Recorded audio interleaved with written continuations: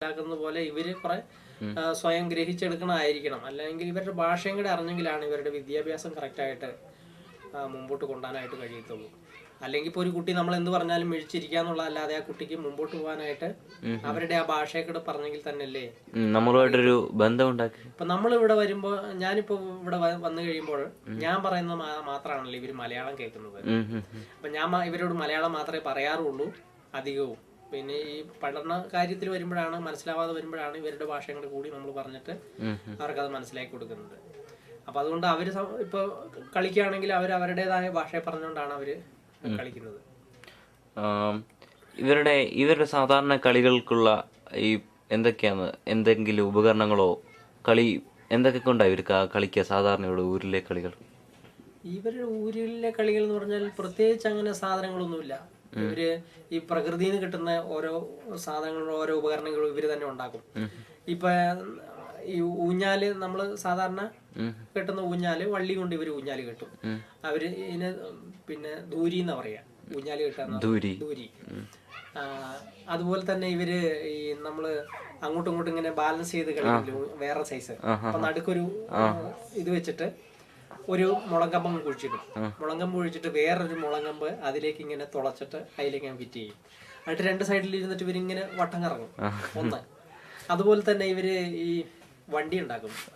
വണ്ടി ഉണ്ടാക്കാന്ന് വെച്ചാൽ ഒരു മുളങ്കമ്പം കൊണ്ട് തുളച്ചേച്ച് അതില് വേറൊരു കമ്പ് ഇങ്ങനെ പിന്നെ വെട്ടി റെഡിയാക്കി അതിലൊരു ചക്രം ഇടും. എന്നിട്ട് അതിൽ നിന്ന് ഇങ്ങോട്ട് ഒരു 3 ചക്രം, പുറകിൽ 2 ചക്രം, മുമ്പ് ചക്രം. എന്നിട്ട് ഇവര് ഇറക്കത്തിക്കൂടെ അങ്ങോട്ടും പോകുന്നുണ്ടല്ലോ, നല്ല എക്സ്പ്രസ് പോണ പോലെ പോകും. അത് ഇവര് തന്നെ അത് ഉണ്ടാക്കിയെടുക്കും. അത് എത്ര ചെറിയ കുട്ടികളാണേലും.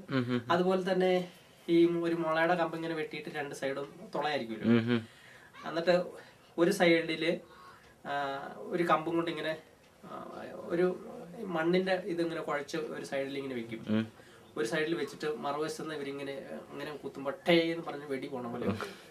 അതുപോലെ തന്നെ പക്ഷികളെ പിടിക്കാൻ അവര് ഒരു ഇത്രയും നീട്ടമുള്ള ഒരു ഓടയുടെ കമ്പുണ്ടാക്കും.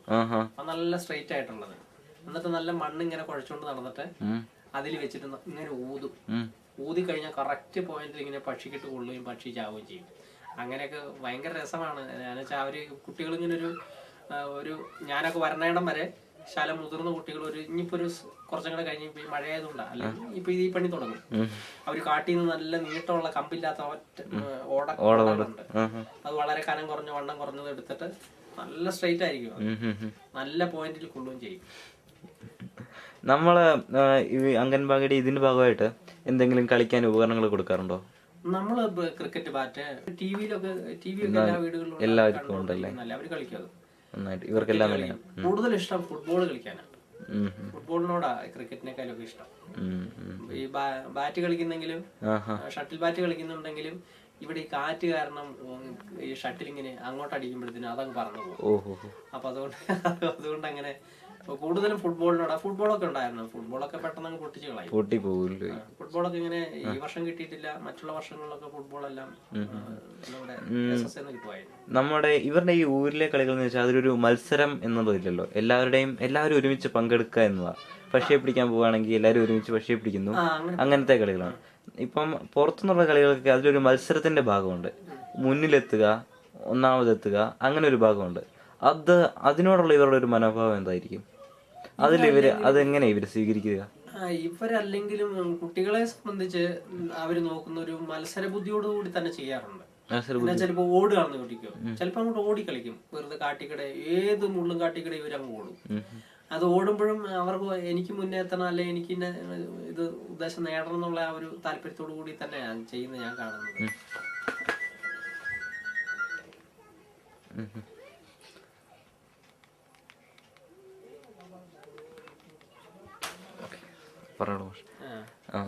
ഓടുക, എല്ലാ കളികൾ എന്ന് പറഞ്ഞാൽ ഭയങ്കര താല്പര്യമാണ് ഇവർക്ക്.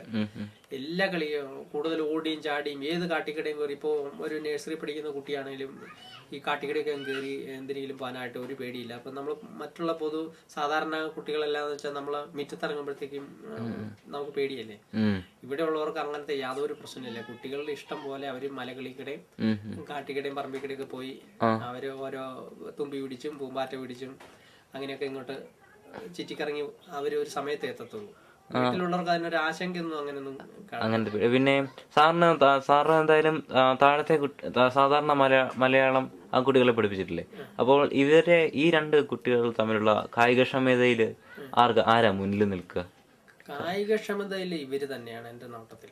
ഇവര് തന്നെയാണ് ഇവര് നോട്ടത്തിൽ എന്ന് വെച്ചാൽ നമ്മളെ കുട്ടികളാകുമ്പോൾ ഓടും, ഇപ്പൊ വീഴും, അല്ലെങ്കിൽ എന്തെങ്കിലും പറ്റും, അങ്ങനെയുള്ളൊരു കെയർ എടുക്കാറുണ്ടല്ലോ നമ്മൾ. മറ്റുള്ള കുട്ടികള് ഓടാനായിട്ടും വിസമ്മതിക്കുക, കളിക്കാനൊക്കെ ഒരു ലിമിറ്റ്, നമ്മളൊരു ഇത് കൊടുക്കാറുണ്ട്. പക്ഷെ ഇവർക്ക് കളിക്കാനോ അല്ലെങ്കിൽ ഇങ്ങനെ നടക്കാനായിട്ട് ഒരു പരിധിയില്ല. എന്നുവെച്ചാൽ രക്ഷിതാക്കൾ അങ്ങനെയുള്ള ഒരു കൺട്രോളൊന്നും കൊടുക്കാറില്ല. ഇപ്പൊ മഴയാണെങ്കിൽ ഇപ്പൊ മഴ നനഞ്ഞൊരു കുട്ടി അങ്ങ് ഇറങ്ങി പോകുന്നു വെച്ചാൽ അവര് അങ്ങ് ആശങ്കപ്പെടാറില്ല. അവര് മഴയത്തും വെള്ളത്തിലും ചെളിയിലൊക്കെ ഉരുണ്ടു മറിഞ്ഞ് കളിച്ച് അങ്ങ് തിരിച്ചു ചെല്ലും. ഒരു പ്രകൃതിയുമായിട്ട് ഇവരങ്ങ്. അപ്പൊ അതിന് നമ്മളാണെങ്കിൽ ഉടനെ ഈ വെള്ളത്തിൽ വീണു അല്ലെങ്കിൽ ചെളിവെള്ളം ആയി അല്ലെങ്കിൽ തെറ്റി വീഴും, അങ്ങനത്തെ ഇവർക്ക് അങ്ങനത്തെ ഒരു പ്രശ്നമൊന്നുമില്ല. ആ കോടയും മഴയൊക്കെ കൊണ്ട് തന്നെ ഇവര് നടക്കുന്ന ഒരു പ്രശ്നം അതിൻ്റെതായ യാതൊരു പ്രശ്നങ്ങളും. പിന്നെ ഈ മഞ്ഞുകാലം മഴ ഇതൊക്കെ ആയ ജലദോഷം എപ്പോഴും ഇങ്ങനെ മൂക്കൊലിച്ച് അങ്ങനെ ഒരു പ്രശ്നമുണ്ട്. അങ്ങനെ എല്ലാ കളികളിലും തന്നെ ഇവര് നന്നായിട്ട് പ്രകൃതിയായിട്ട് അടുത്ത് തന്നെയാണ് ഇപ്പോഴും. അതുകൊണ്ട് തന്നെ രോഗപ്രതിരോധ ശേഷി ഇവരുടെ ഭക്ഷണക്രമത്തിൽ കുറെ മാറ്റം വന്നിട്ടുണ്ട്. ഇവര് നേരത്തെ ഉള്ള ആ ഭക്ഷണ രീതി അല്ല ഇപ്പോഴും. അതിൻ്റെതായ രീതിയിലുള്ള രോഗങ്ങളും ഇപ്പോൾ കാണാറുണ്ട്. രോഗങ്ങൾ എന്ന് പറഞ്ഞാൽ പുതിയ പുതിയ രോഗങ്ങളെല്ലാം അത് നേരെ ഈ പാരമ്പര്യത്തിന്റെ ഒരു ഭാഗമായിട്ടാണ് ആ രോഗങ്ങളും ഇവരിലേക്ക് വരുന്നത്. അല്ലാണ്ട് ഒരു പുതിയ രോഗങ്ങളൊന്നും ഇവിടെ ഇപ്പൊ പൊതുവെ അങ്ങനെ രോഗങ്ങളില്ല. ഒരു മാറാ രോഗങ്ങളോ അങ്ങനെയുള്ള ഒരു പ്രശ്നമുള്ള രോഗങ്ങളില്ല. പോളിയോ ഒക്കെ എല്ലാവരും സ്വീകരിക്കാറുണ്ടോ? പോളിയോ ഒക്കെ എല്ലാം കൊടുക്കാറുണ്ട്. എല്ലാവർക്കും ഉണ്ടല്ലേ?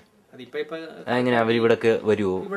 ഇവിടെ വന്നു കൊടുക്കും. ഇവരിപ്പോ മിനിഞ്ഞാന്ന് വന്നു. ഇനിയിപ്പോ നാളത്തെ കഴിഞ്ഞ് 10-ാം തീയതി ഇവിടെ ഒരു ഇത് വെക്കുന്നുണ്ട്. ഈ അരിവാൾ രോഗത്തിന് ഒരു കുത്തിവയ്പ്പ് എടുക്കുന്നുണ്ട്. ടെസ്റ്റ്, സ്ക്രീൻ ടെസ്റ്റ് നടത്തുന്നുണ്ട്.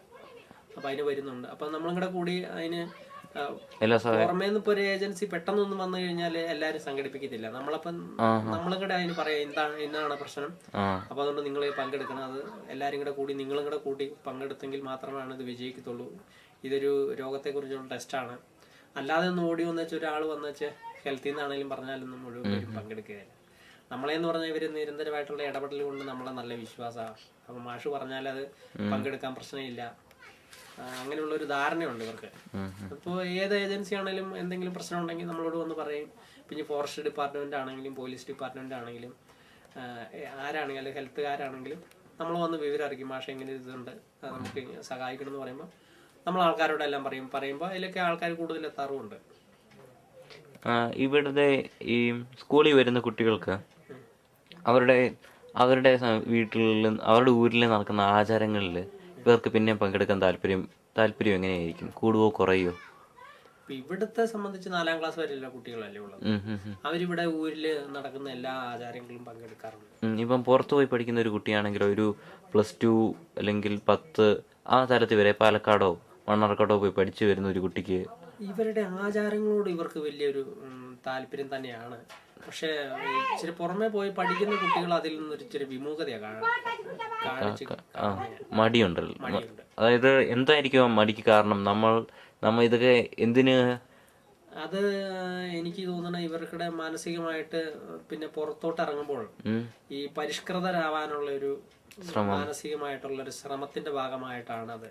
എന്നുവെച്ചാൽ ഇവരുടെ ആ പിന്നെ ജനറ്റിക്കലായിട്ടുള്ള അത് നിലനിർത്താനായിട്ടുള്ള ഒരു താല്പര്യം ഇവർക്ക് അറിവ് അതിനെ കുറിച്ച് കൊടുക്കുന്നില്ല.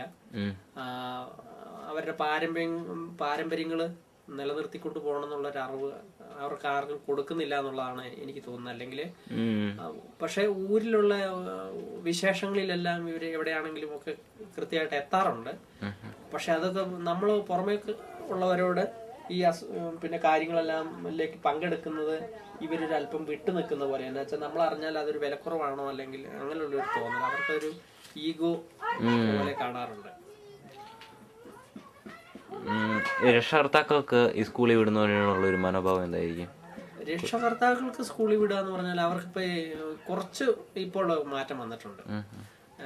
ഞാൻ വരുന്നൊക്കെ കാലത്തെന്ന് പറഞ്ഞിട്ടുണ്ടെങ്കിൽ നിനക്ക് വേണമെങ്കിൽ എനിക്ക് സാറിന് വേണമെങ്കിൽ കൊണ്ടുപോകുക പഠിപ്പിക്കുക. അപ്പൊ ഞാൻ അന്നൊക്കെ വരുമ്പോ വീട്ടിൽ ചെന്ന് കുട്ടികളൊക്കെ വിളിച്ചോണ്ട് വന്ന് എന്നെ കണ്ടാൽ കുളിപ്പിച്ച് ഇപ്പൊ എന്നൊക്കെ പറഞ്ഞാൽ രക്ഷിതാക്കൾ കറക്റ്റ് ആയിട്ട് നല്ല കുളിപ്പിച്ച് നല്ല വൃത്തിയോടെ വിടാനായിട്ട് ശ്രമിക്കും. നേരത്തെ എന്ന് പറഞ്ഞാൽ എണിച്ച പടി ഇങ്ങോട്ട് വരില്ലായിരുന്നു.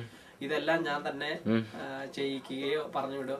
അപ്പൊ നമ്മള് രക്ഷിതാക്കളെയും കുറെ ബോധവൽക്കരിച്ചിട്ടുണ്ട്. നമ്മളിങ്ങനെ കമ്മിറ്റി മീറ്റിങ്ങുകളൊക്കെ വിളിക്കുമ്പോൾ അവരെ പങ്കാളികളാക്കുകയും അവരതിന്റെ കാര്യങ്ങളൊക്കെ പറഞ്ഞു കൊടുക്കുകയും അത് അമ്മമാരെയും പിന്നെ എല്ലാവരും നമ്മളുടെ ഈ PTA മീറ്റിംഗ് പോലുള്ള എല്ലാവരും പങ്കെടുക്കാറുണ്ട്. മിക്കവരും ഇവരുടെ മാതാപിതാക്കൾ സ്കൂളിൽ പോയിട്ടുണ്ടാവുമോ? ഇവരുടെ മാതാപിതാക്കള് സ്കൂളിൽ പോയിട്ടുള്ളവർ വളരെ കുറവാണല്ലേ. ആദ്യത്തെ തലമുറയാണ്. ഇപ്പൊക്കെ ഇവരുടെ മുതിർന്ന ജ്യേഷ്ഠന്മാരും അവരൊക്കെ അത്യാവശ്യം വിദ്യാഭ്യാസം ഉള്ളവരുണ്ട്. അപ്പൊ അതുള്ളത് കൊണ്ട് തന്നെ അവരുടെ പങ്കാളിത്തം നമുക്കുള്ളത് കൊണ്ട് തന്നെ കുട്ടികളെ അവരും പ്രേരിപ്പിച്ച് വിടും സ്കൂളില് വിടാനായിട്ടുള്ളൊരു സാധ്യത. ഇവർക്ക് ഈ പഠന കാര്യങ്ങളില് ഇവരെ മറ്റു താഴെയുള്ള കുട്ടികളെയും അല്ലെങ്കിൽ നാട്ടിലുള്ള കുട്ടികളെയായിട്ട് കമ്പയർ ചെയ്യുമ്പോൾ എന്താ സാറിന് തോന്നുന്നത്? ഈ 1ാം ക്ലാസ്സിലേക്കുള്ള കുട്ടികൾ നമ്മളുമായിട്ടൊന്ന് ഇടപഴകി വരുന്നിടം വരെ ഒരു പ്രശ്നമുണ്ട്. അത് കഴിഞ്ഞു കഴിഞ്ഞാൽ ഞാനും ഇവരൊരു സുഹൃബന്ധം ഉള്ളത് കൊണ്ട് നല്ല രീതിയിൽ തന്നെ ഇവര് കാര്യങ്ങൾ നമ്മുടെ അക്ഷരങ്ങളും എല്ലാം വളരെ പെട്ടെന്ന് പഠിച്ചെടുക്കും. അക്ഷരങ്ങൾ ഈ നമുക്ക് വള്ളിപുള്ളിയൊക്കെ ഉള്ളതുണ്ടല്ലോ, അതിലെ കുട്ടി അങ്ങനത്തെ ഉള്ള ഒരു ചെറിയൊരു പ്രയാസം നേരിട്ട് കഴിഞ്ഞ് അതങ്ങോട്ട് കടന്നു കഴിഞ്ഞാല് ഒരു പ്രശ്നമില്ല. നല്ലോണം എഴുതുകയും നല്ലോണം പെട്ടെന്ന് തന്നെ പഠിച്ചെടുക്കും. പെട്ടെന്ന് പറയാ ഒരു 1ാം ക്ലാസ്സിലൊക്കെ വന്ന ഒരു കുട്ടി ഒരു 5-6 മാസം എടുക്കും നമ്മളിലേക്കൊന്ന് വന്ന് കറക്റ്റ് ആയിട്ട് വരാനായിട്ട്. അത് കഴിഞ്ഞാൽ നല്ല മിടുക്കം പിള്ളേർ തന്നെയുണ്ട്. ഇപ്പൊ എന്റെ ഇവിടെ പഠിച്ച കുട്ടികൾക്ക് കഴിഞ്ഞ പ്രാവശ്യം MRSൽ തന്നെ 4 കുട്ടികൾക്ക് സെലക്ഷൻ കിട്ടി. അപ്പൊ മൂന്നാറിലും പത്തനംതിട്ട അവിടെ ഇവിടെയൊക്കെ ആയിട്ട് പഠിപ്പിക്കുന്നത്. പിന്നെ ഇവിടുന്ന് പോയിട്ടുള്ള കുട്ടികളെല്ലാം വരുമ്പോ കറക്റ്റ് ആയിട്ട് ഇവിടെ വരികയും വിശേഷങ്ങളൊക്കെ അന്വേഷിക്കുകയും എന്റെ അടുത്ത് വന്ന് കുറെ സമയമൊക്കെ ഇരുന്ന് ചെലവഴിക്കുകയൊക്കെ ചെയ്ത് നല്ലൊരു ഇതിലാണ്. ആരും ഒരു അകൽച്ച ഇല്ല.